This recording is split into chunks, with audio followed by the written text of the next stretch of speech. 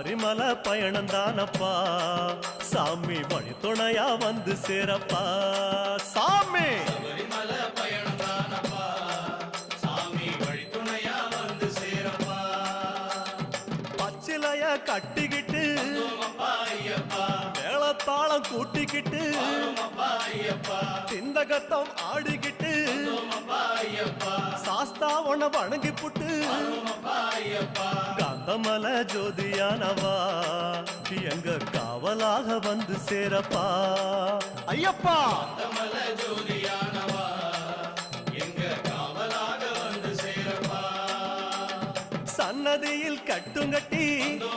ஐயப்பா சபரிமலை காடு தேடி ஐயப்பா